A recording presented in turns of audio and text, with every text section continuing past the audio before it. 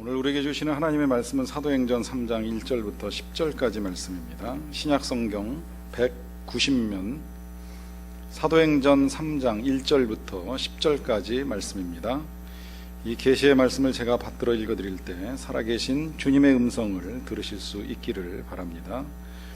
제9시 기도 시간에 베드로와 요한이 성전에 올라가면서 나면서 못 걷게 된 이를 사람들이 메고 오니 이는 성전에 들어가는 사람들에게 구걸하기 위하여 날마다 미문이라는 성전 문에 두는 자라. 그가 베드로와 요한이 성전에 들어가려 함을 보고 구걸하거늘 베드로가 요한과 더불어 주목하여 이르되 우리를 보라 하니 그가 그들에게서 무엇을 얻을까 하여 바라보거늘 베드로가 이르되 은과 금은 내게 없거니와 내게 있는 이것을 내게 주노니 나사렛 예수 그리스도의 이름으로 일어나 걸으라 하고 오른손을 잡아 일으키니 발과 발목이 곧 힘을 얻고 뛰어 서서 걸으며 그들과 함께 성전으로 들어가면서 걷기도 하고 뛰기도 하며 하나님을 찬송하니 모든 백성이 그 걷는 것과 하나님을 찬송함을 보고 그가 본래 성전 비문에 앉아 구걸하던 사람인 줄 알고 그에게 일어난 일로 인하여 심히 놀랍게 여기며 놀라니라. 멀리 서울에서 오셔서 귀한 연주로 영광 돌려주셔서 감사드립니다. 오늘 여기자가 아침에 출근길에 출근을 하면서 지하철에서 내려서 사무실로 가는데 에스컬레이터를 탔어요. 올라가면서 이렇게 쳐다봤더니 앞에 한 아가씨가 미니스커트를 입었는데 좀 신경이 쓰이더라는 거예요. 그래서 조금 바짝 다가서서 이제 도와주는 일을 하려고 생각을 했어요. 그런데 올라와가지고 이 아가씨가 가는데 갑자기 골목에서 한 청년이 불쑥 튀어나오더래요. 그 튀어나온 청년이 모자를 눌러쓰고 추리닝 차림에 다가섰는데 전화기를 내밀면서 무슨 이야기를 하면서 마치 그 전화기에다가 전화번호를 찍으라는 듯한 행동을 하더라는 겁니다. 아가씨가 매우 놀란 표정을 짓는 것을 봐서 뭔가 좀 이상하다 싶었는데 아가씨는 계속 손사래를 치면서 거절을 하는데 이 청년이 계속 그 아가씨한테 이 전화기를 디밀면서 쫓아오더라는 거예요. 그래서 아가씨는 도망가기 시작을 했고 그 도망가는 아가씨를 도와줘야 되겠다는 생각을 가지고 이 기자도 같이 뛰기 시작을 했는데 이런 상황에서 어떻게 해야 되나 하는 고민이 잠시 있었다고 합니다. 그러다가 생각하기를 이제 빠르게 달려가서 아가씨의 손목을 잡고 이렇게 말했대요. 김대리 지각이야, 빨리 뛰자 해가지고 자기 회사 사무실까지 끌고 갔다고 이야기합니다. 잠깐 마주친 사이에 서로의 생각이 통했고요. 그런 상황에서 이제 열심히 달려가면서 혹 그 청년이 쫓아오면 어떠나 하는 걱정은 좀 하기는 했는데 다행히 청년은 사라졌고 이제 자신의 회사 앞에서 헤어지면서 괜찮냐고 물어봤답니다. 울먹이던 아가씨가 고개를 끄덕이면서 다시 자신의 회사 방향으로 가는 것을 보고 헤어졌다 하는 이야기를 합니다. 이런 다급한 상황, 뭔가 심상치 않은 일들이 몰아닥칠 것만 같은 상황 속에서 만약에 누군가라 할지라도 혼자 있다고 하면 참 두려울 것이라는 생각을 하게 됩니다. 반면에 그런 상황 속에 놓여 있다고 할지라도 누군가 나와 그 상황 속에서 함께 할 수 있는 사람만 있다면 우리가 겪게 되는 고통의 크기는 얼마든지 줄어들 수 있습니다. 우리 예수님께서 이 세상에 오시기 전에 예수님의 오심에 대해서 이사야 선지자가 많은 예언을 했고 그 가운데는 예수님의 이름도 예언이 되어 있습니다. 예수라고 하는 이름도 예언이 되었고요. 뿐만 아니라 예수님의 이름 가운데 임마누엘이라고 하는 이름도 함께 예언이 되어 있습니다. 이 임마누엘, 이 말씀의 뜻은 하나님께서 우리와 함께 계신다라고 하는 뜻입니다. 그 이름대로 예수님께서 이 세상에 오셔서 하신 일은 함께 하시는 것이었습니다. 제자들이나 사람들이나 그들과 함께 하시면서 그냥 먹으시고 또 마시고 또 말씀 나누시고 함께 주무시는 일도 있으셨어요. 그런 일들을 하시면서 하나님이 육신을 입고 예수님의 몸으로 이 땅에 오셔서 제자들과 함께 하고 계시다는 것을 다 보여주셨습니다. 그리고 예수님이 3년 동안 제자들과 함께 하신 다음에 세상을 떠나가실 때에 맨 마지막에 제자들에게 하신 말씀, 그 말씀은 바로 이런 말씀입니다. 볼지어다 내가 세상 끝날까지 너희와 항상 함께 있으리라.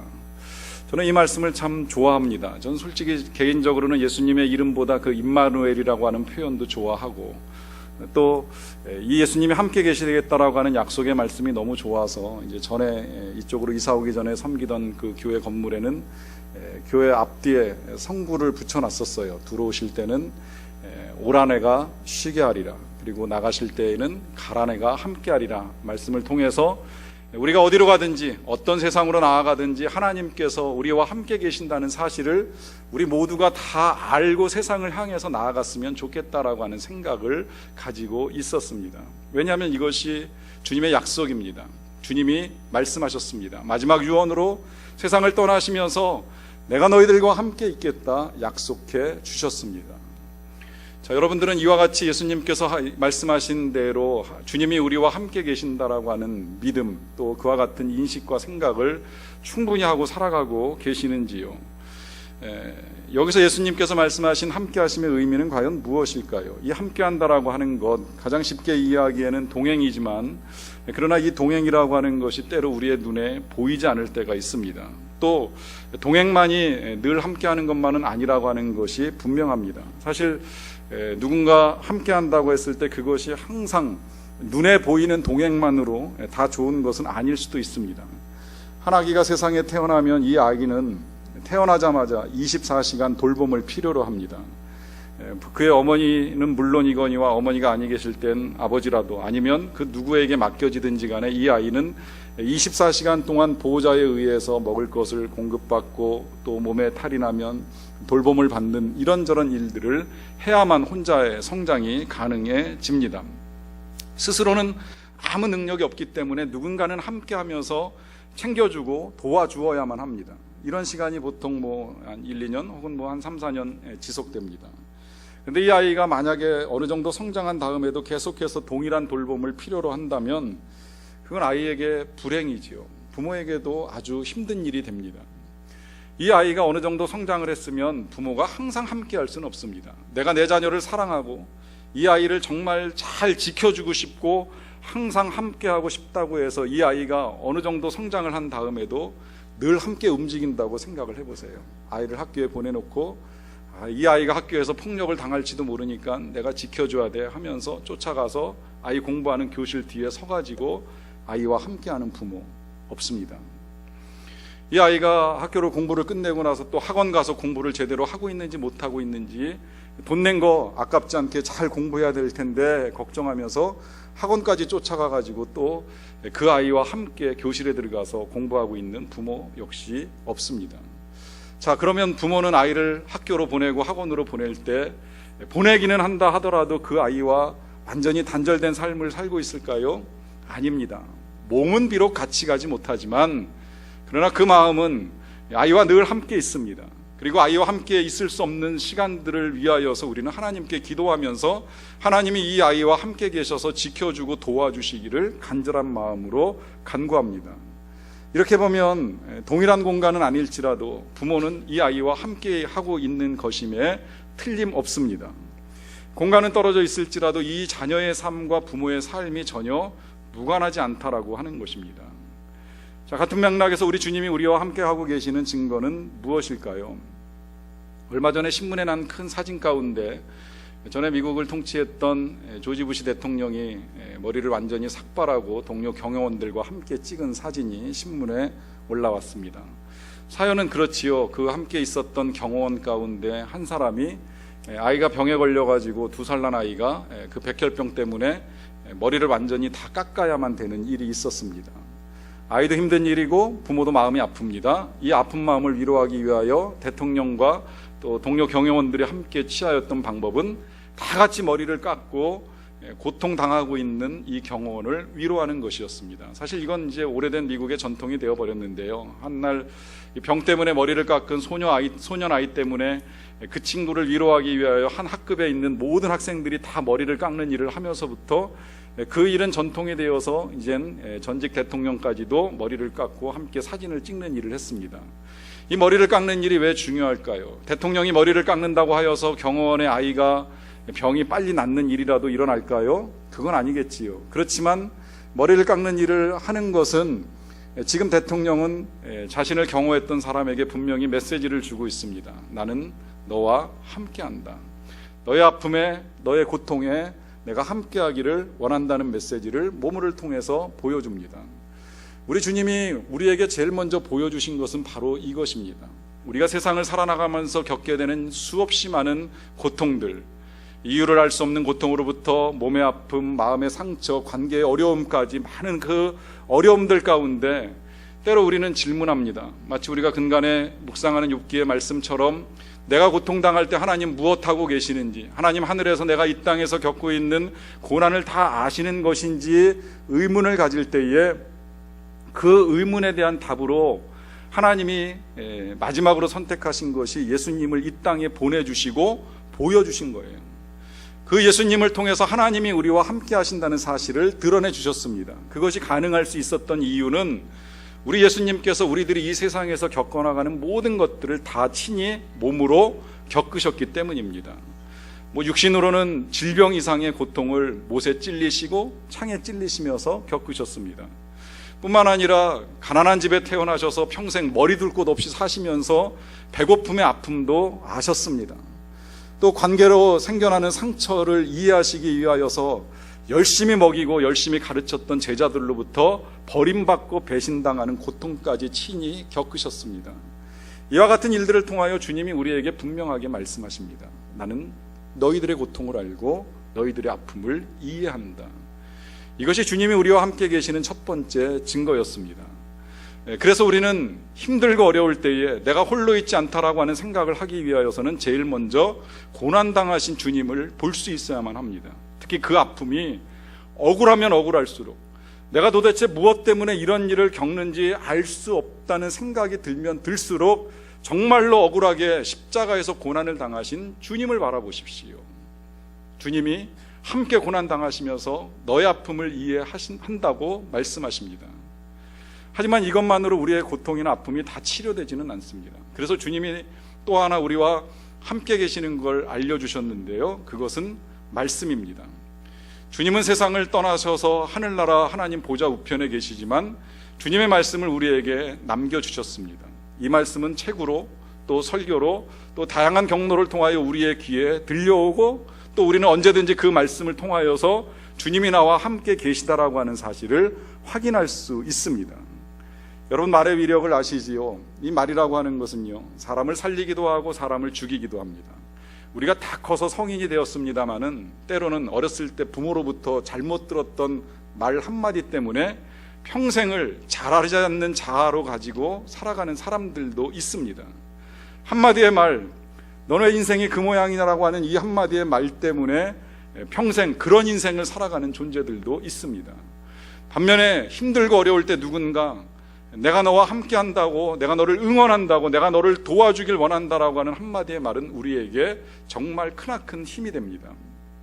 주님이 이 성경책을 통하여 우리에게 남겨주신 이 귀한 말씀들은 바로 그와 같이 우리를 살려주시는 말씀입니다. 우리의 영혼을 일깨워 주십니다. 특히 우리가 지치고 고날 때에, 이 세상 속에서 쓰러져 넘어졌을 때에 우리를 향하여 들려주시는 분명한 음성이 있습니다. 내가 너와 함께하리라. 내가 너를 도와주리라.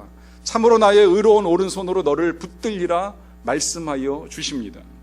저는 힘겹고 어려울 때마다 기도하는 가운데에 제가 어렸을 때 혹은 신학 준비하면서 혹은 신학의 과정 중에 외웠던 주님의 음성을 기억할 때가 있습니다. 그리고 그 기억된 음성, 사실은 제 머릿속에서 기억하였다기보다는 주님께서 성령을 통해서 다시 기억나게 해주신 이 말씀들이 저를 세워줄 때가 정말 많습니다.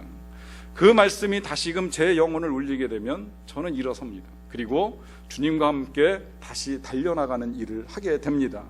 왜냐하면 주님의 말씀은 살았고 살아 운동력이 있어서 우리의 심령과 관절과 골수를 찔러 쪼개기까지 하며 우리를 일으켜 세울 만한 권세와 능력이 있기 때문입니다.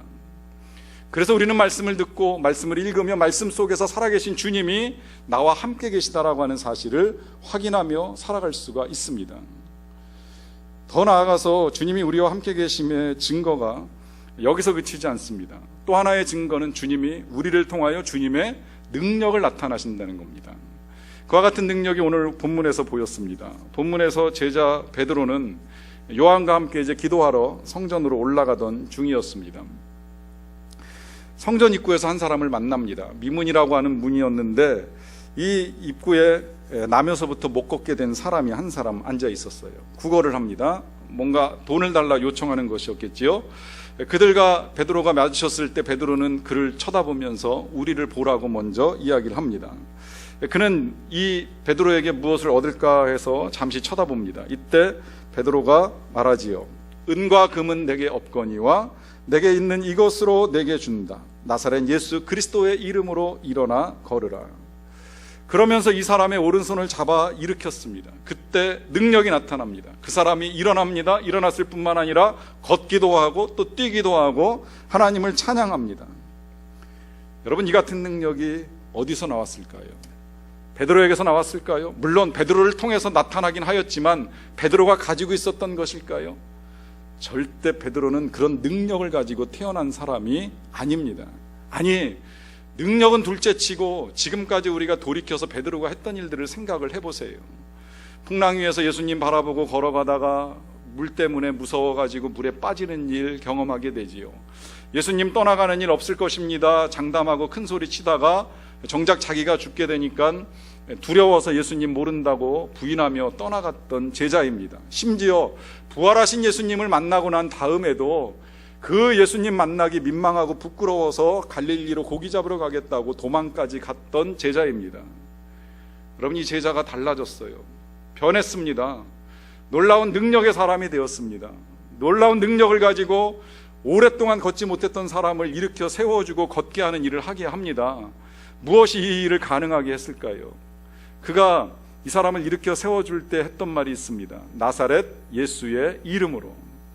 나사렛 예수의 이름에 능력이 있습니다. 나사렛 예수의 이름이 그를 능력 있는 사람으로 만듭니다. 여러분, 주님이 우리와 함께 계시는 증거, 그것은 바로 우리를 통하여서도 이와 같은 능력이 나타날 수 있다는 것입니다. 이렇게 선포를 해드리면 의심합니다. 내가 과연 베드로처럼 이런 일을 할 수 있을까? 여러분, 이 일에 대해서 먼저 우리가 명확하게 이해해야 될 필요가 있겠는데요. 헨리 블랙커비가 예수님을 경험하는 삶이라고 하는 책에서 이렇게 가르쳐 줍니다. 예수님은 우리에게 능력을 주시지는 않는다. 그분이 우리의 능력이시다. 우리는 그분과의 관계 안에서만 생명을 주시는 그분의 강력한 능력을 보게 될 것이다.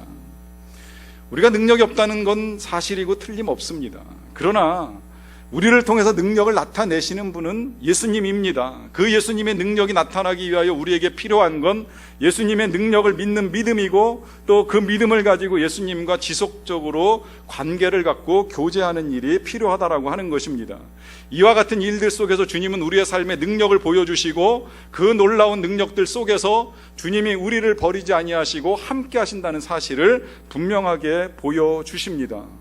여러분, 이와 같이 사람을 치유하고 일으켜 세우고 고쳐주는 능력까지 도저히 내 삶에서는 나타나지 않을 것 같다라고 하는 의심이 든다면 이와 같은 일도 한 번쯤 생각해 보세요. 이 베드로가 달라진 건 여기서만 나타나는 것이 아니라 그 이후에 이제 일어나는 사건입니다. 기적이 나타났잖아요. 한 사람이 일어섰습니다. 오랫동안 못 걷던 사람인 게 너무 많은 사람들에게 알려졌어요. 근데 이 사람이 벌떡 일어나가지고 걷는 걸 보니까 사람들이 모여들기 시작한 거예요. 이게 무슨 마술인가? 웬 기적인가? 어떻게 이런 놀라운 일이 있을 수 있지 하면서 사람들이 몰려듭니다. 그 사람들이 몰려들 때 베드로가 뭐 했습니까? 베드로가 그 사람들 앞에서 전도합니다. 이 일이 나에게서 나타난 것처럼 생각하지 마라. 이 일이 가능할 수 있었던 건 바로 예수 그리스도, 너희들이 십자가에 못 박아 죽인 예수 그리스도, 그렇지만 하나님께서 다시 살리셔서 부활하신 예수 그리스도로 말미암는 것이다. 짧은 시간에 강력하게 복음을 증거합니다. 그 전달된 복음을 통하여서 남자만 5,000명이 예수를 믿고 예수님께로 돌아오는 역사가 나타납니다. 여러분, 정말 놀라운 능력 아닙니까? 이 같은 능력이 아까 제가 말씀드렸던 그 베드로, 주님을 모른다고 했던 베드로, 주님을 바라보지 못하여서 물에 빠졌던 베드로에게서 나타나는 능력입니다. 아시다시피 그는 어부였어요. 얼마나 공부를 했겠습니까? 성경을 알면 얼마나 알 기회가 있었겠습니까? 그런 그에게서 이와 같은 능력이 나올 수 있었던 것은 예수님께서 그와 함께 하셨기 때문입니다. 더 나아가서 이 베드로가 달라진 것은 그가 그 많은 사람들 앞에서 복음을 증거할 때 보여주는 태도입니다. 그 이전에 그가 보여줬던 삶의 태도는 두려움이었습니다.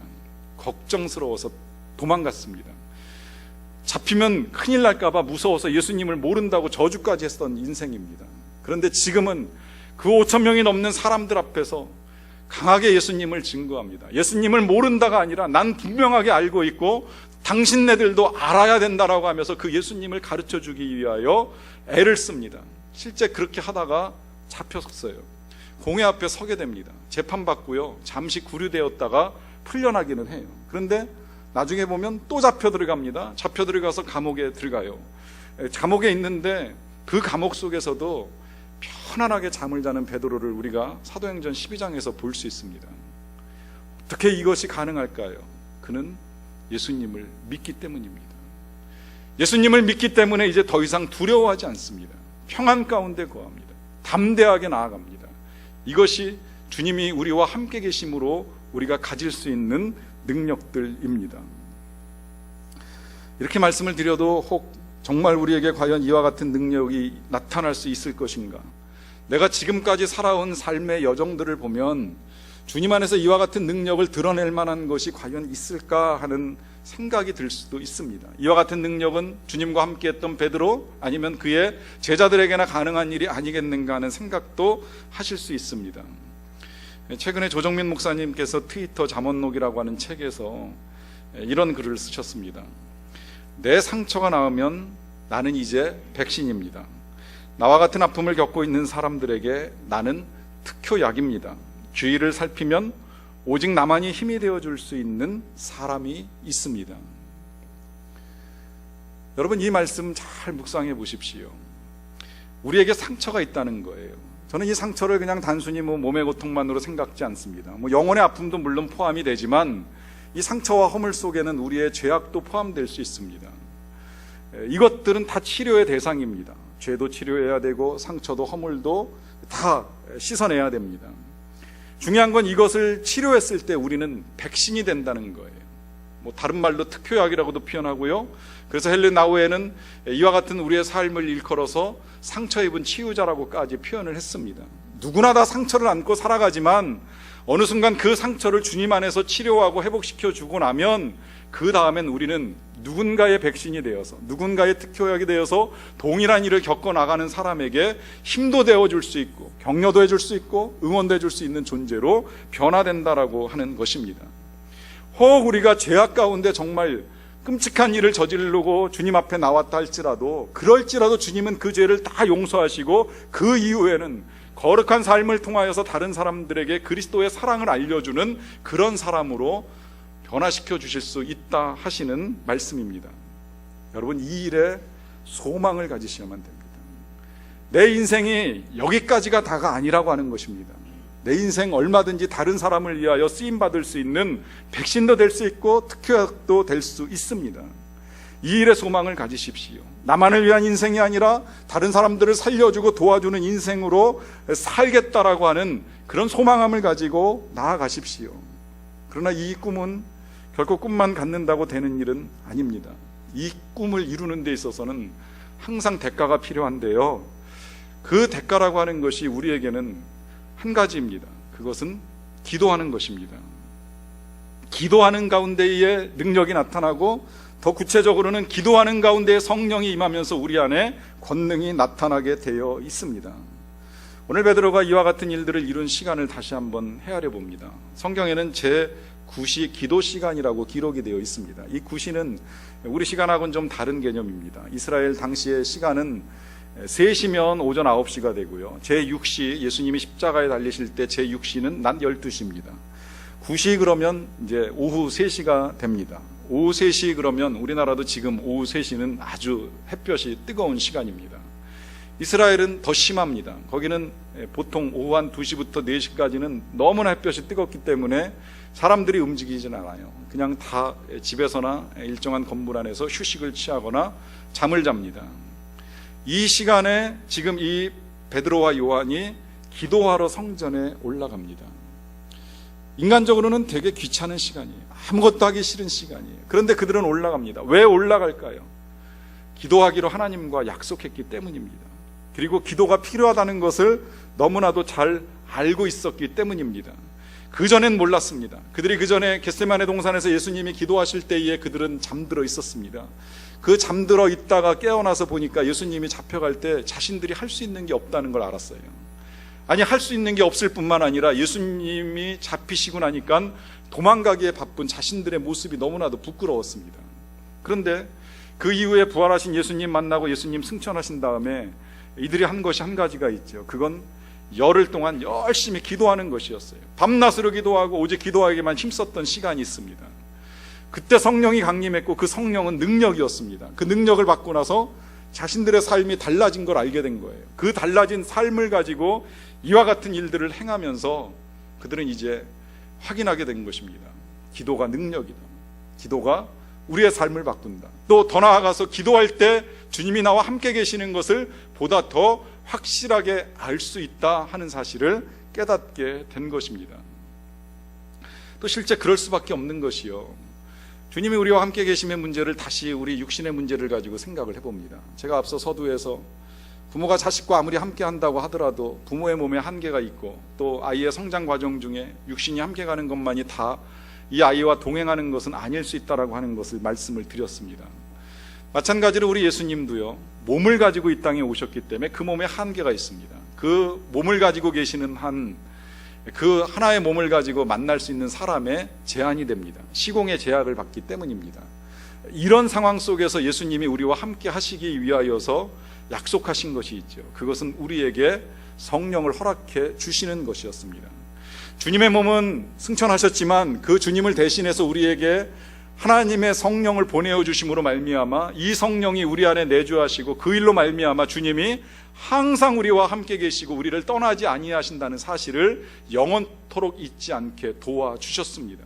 그리고 이 성령은 주님을 갈망하고 주님을 간구하고 주님을 만나기를 원하고 주님과 함께하기를 원하는 사람이 기도하며 요하면 언제나 그 안에 거하시면서 충만하게 하십니다. 이 충만함이 주님의 함께하심의 증거이고 그 증거를 가지고 우리는 세상에서 주님처럼 담대하게, 주님처럼 평안하게 살아갈 수가 있습니다.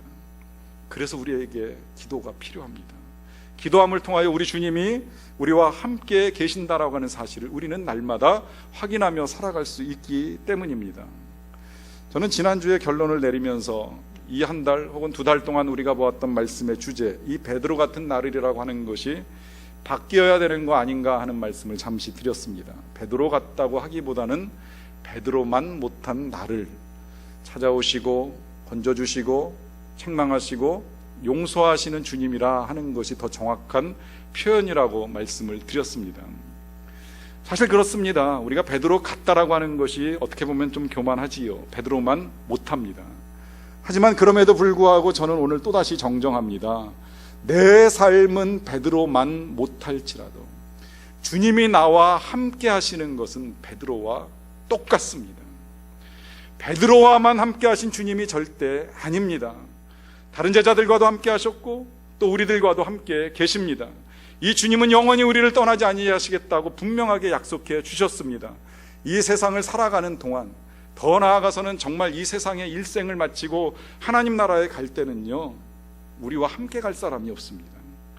아무리 우리를 사랑하는 가족이라고 할지라도요, 결국은 헤어집니다. 나 혼자밖에는 죽음을 통과할 방법이 없습니다. 그때에 내가 그 두려운 죽음의 관문을 통과하게 될 때 내 손을 붙잡고 밝은 천국으로 데려가 주실 분, 그분은 오직 예수님 한 분뿐이십니다. 그래서 주님이 약속하시는 겁니다. 세상 끝날까지 하나님 앞에 설 때까지 내가 너희와 항상 함께 있으리라. 주님 함께 계심을 믿고 살아가기를 간절히 축원합니다. 기도하시겠습니다. 사랑하는 성도 여러분, 여러분들은 지금까지 주님이 함께 계신다는 사실을 믿고 살아오셨는지요? 지금까지 어떻게 사셨는지 관계는 없습니다. 그러나 이제 이 시간 이후로 주님이 여러분과 함께 계신다는 사실을 분명히 믿으시기를 바랍니다. 그리고 이 자리에 오셔서 함께 계시는 주님 앞에 손 내밀고 기도하십시오. 함께 계시는 주님 앞에 격려의 말씀이 필요하다면 들려달라 기도하시고, 또 능력이 필요하다면 그 능력 달라고, 내 병을 치유하는 능력, 내 가족의 병을 치유하는 능력, 또 내 앞길을 열어가는 능력, 내 삶에 필요한 능력들 하나님 달라 기도하십시오. 필요하면 지혜도 주실 것입니다. 앞길 캄캄할 때, 무엇을 하여야 될지 모를 때 하나님이 주시는 지혜가 있습니다. 우리는 성령의 지혜로 이 모든 일들을 헤쳐나갈 수 있게 됩니다. 그 지혜를 달라고도 구하십시오. 그리고 평생 우리가 살아가는 날 동안에 절대 하나님을 떠나는 일 없이 하나님과 함께, 우리 주님과 함께 내 인생길 걸어가겠노라 하는 믿음의 고백도 함께하는 시간 잠시 갖도록 하겠습니다. 감사합니다. 함께해 주셔서 감사드립니다. 함께해 주셔서 감사드립니다. 함께해 주셔서 감사드립니다. 함께해 주셔서 감사드립니다. 우리를 도와주시는 약속해 주셔서 감사드립니다. 말씀을 통하여서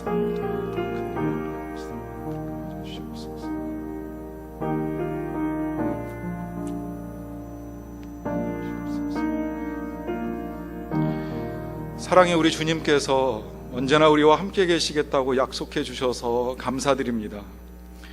우리 안에 주님을 담을 만한 것이 없을지라도 질그릇 같은 우리에게 보배 되신 예수 그리스도께서 함께하여 주심으로 우리의 가치를 높여주시고 우리를 도와주시고 우리에게 능력을 주시고 우리에게 말씀하여 주시는 모든 것들로 인하여 진심으로 감사를 드리옵나이다.